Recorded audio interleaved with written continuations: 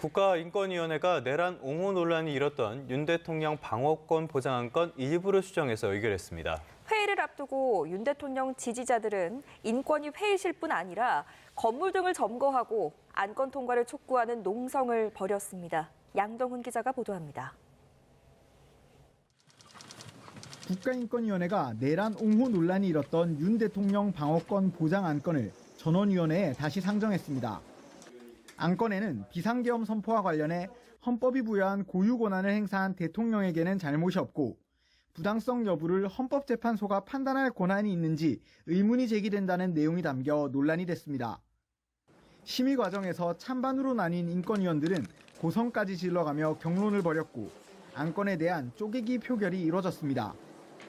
우선 헌법재판소장에게 윤석열 대통령 탄핵 심판 시 형사소송에 준하는 엄격한 증거조사 실시 등 적법 절차 원칙을 준수해야 한다는 의견을 제출하는 안은 제적 인원 11명 가운데 찬성 6명으로 가결됐습니다. 하지만 헌재 소장에게 한덕수 총리 탄핵 심판 사건을 현재 진행 중인 다른 탄핵 심판 사건에 앞서 신속하게 심리하고 결정하라는 의견을 제출하는 안은 기각됐습니다. 또 국회의장에게 한 총리 탄핵 소추를 철회할 것과 앞으로 공직자에 대한 탄핵 소추를 남용하지 않도록 할 것을 권고하는 안 역시 기각됐습니다. 이에 따라 인권위는 기각된 부분을 삭제하는 등 내용을 수정해 최종 권고안을 발표할 전망입니다. 의결 직후 안건에 반대 의견을 낸 인권위원은 이번 결정을 안창호 위원장이 책임져야 할 것이라며 항의했습니다. 회의를 방청한 야당 의원들도 인권위가 국민이 아닌 내란 우두머리 편에 선 것이라며 비판했습니다.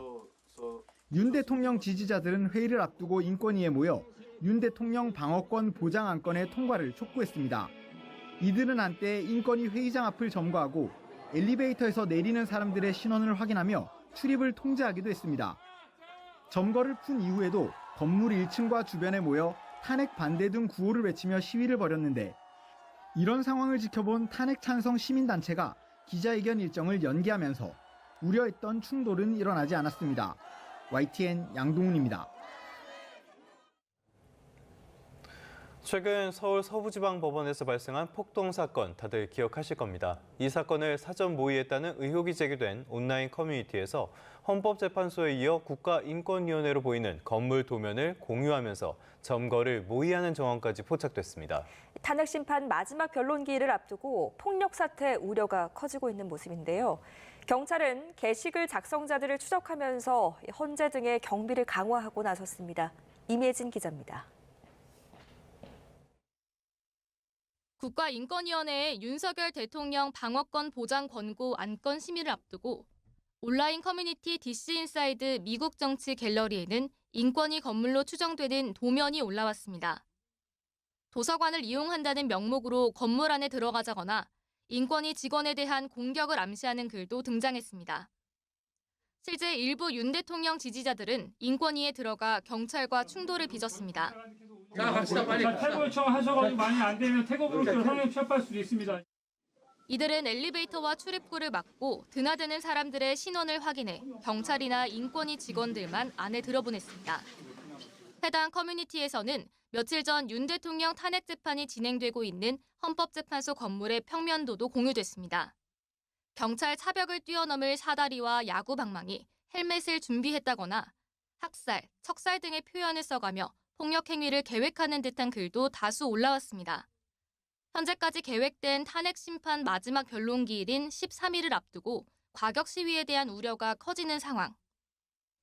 경찰은 헌재 폭동을 암시한 게시글 20건에 대한 입건 전 조사에 착수하고 작성자 추적에 나섰습니다. 헌재에도 기동대 50개 부대, 3천여 명을 투입하는 등 가용 가능한 최대 인원을 동원해 경비를 강화하기로 했습니다. 경찰은 또 판사 협박글 등 서부지법 사태와 관련한 위해성 게시글 74건과 가짜뉴스 5건 등 모두 79건에 대해 수사하고 있습니다.